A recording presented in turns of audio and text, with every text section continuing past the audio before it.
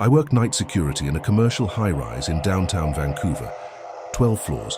Most offices shut down by 8 p.m. After that, it's just IT guys working late, the occasional accountant buried in end-of-quarter hell, or someone who lost track of time. It's a quiet job. That's why I like it. I monitor the security cameras from a small office near the lobby. 3 monitors, a thermos of black coffee, and silence, except for the hum of the HVAC and the occasional echo of a cleaning cart. That night, Tuesday, October 10th, was cold. Wind rattled the glass panels. The lobby doors squeaked more than usual. Around 2:07 a.m., I noticed movement on the camera feed for Elevator B.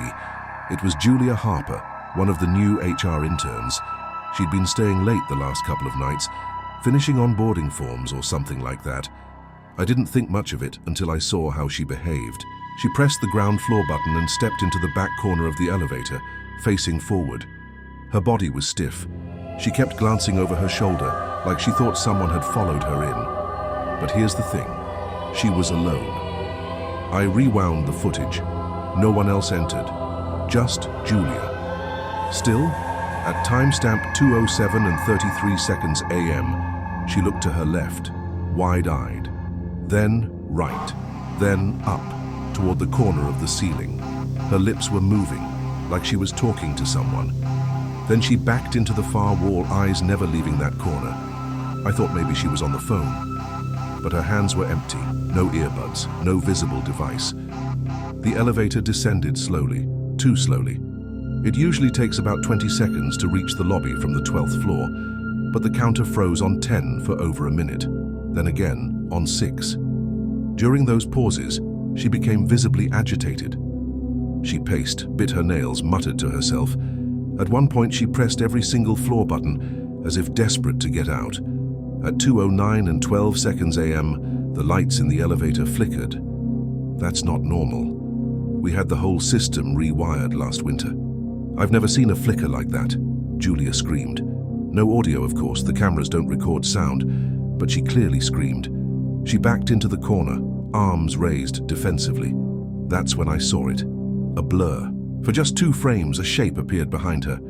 Humanoid, slender, too tall for the space. It stood just inches from her back, head cocked at a strange angle. And then it was gone. Julia didn't see it, not directly.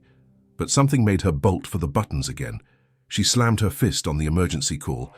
The camera caught her mouth forming the words, "Help me." There was no alert on our end. No call, no alarm. Nothing lit up at the desk. I should have heard a buzz, gotten a message, something. But everything was silent. I watched helplessly as Julia began to cry. She crouched, arms wrapped around her knees, trembling. The elevator still hadn't moved. I picked up the phone to call maintenance, thinking maybe the elevator had stalled. But as I dialed, the floor counter changed from 6 to 5, then instantly to B2, basement level 2. But here's the kicker. There is no B2. We only have one basement level.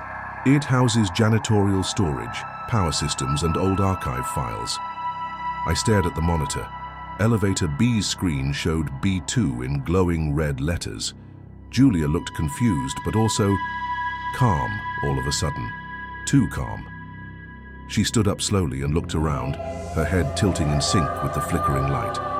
At 2:11 and 7 seconds a.m., the doors opened. There was no hallway, just blackness, pitch black. Julia didn't hesitate.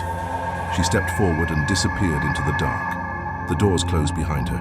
I bolted from the security office and ran to the elevator, pressed the call button. Nothing happened. Elevator B was frozen. I took the stairs down to the basement, then down again, though I knew there was no second basement. There wasn't.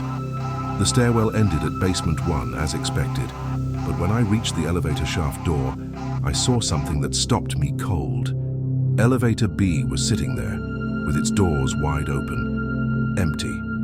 I checked every hallway, called her name, nothing. I went back to the control room and rewound the footage frame by frame. Julia had vanished.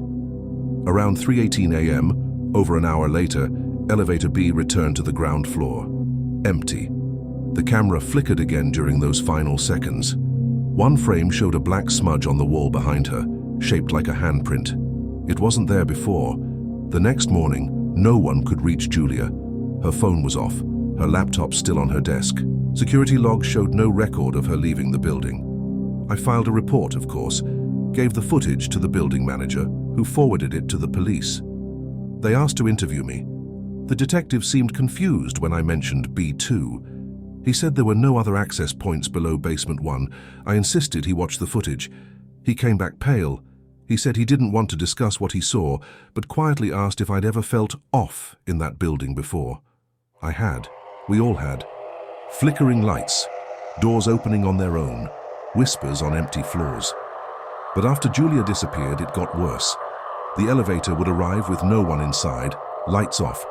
Sometimes we'd see movement, shapes on the monitor, too quick to catch clearly.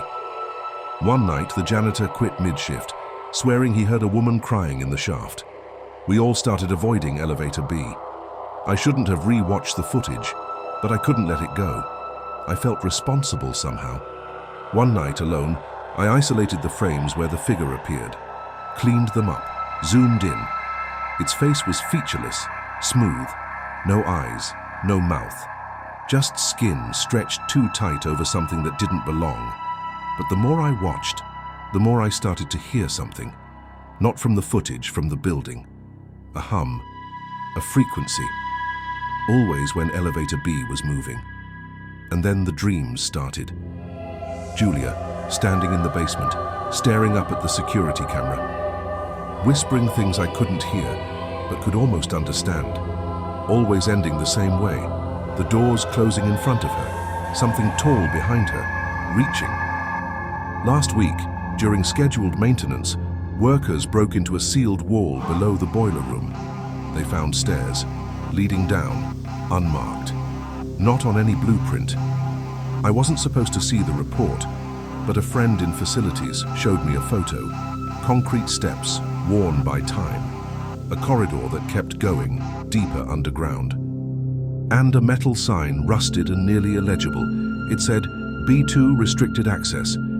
They sealed it back up, no one talks about it, no memo, no warning. But that same night, elevator B activated on its own. Doors opened and closed 3 times. No one had pressed the button. I was watching the monitors, and I swear, I saw Julia standing inside. They replaced the cameras last month. New equipment, higher resolution, better lighting. Didn't help. Every few nights, the system records static in elevator B, or glitches, or sometimes footage that wasn't supposed to be there, like people standing in the corner, just standing, staring into the camera. We tried disabling that elevator completely. It still moves on its own. I've put in for a transfer. I check the monitors less often now. I keep the lights on. I don't take the elevator anymore, but I still hear it, that soft hum, a voice beneath the machinery.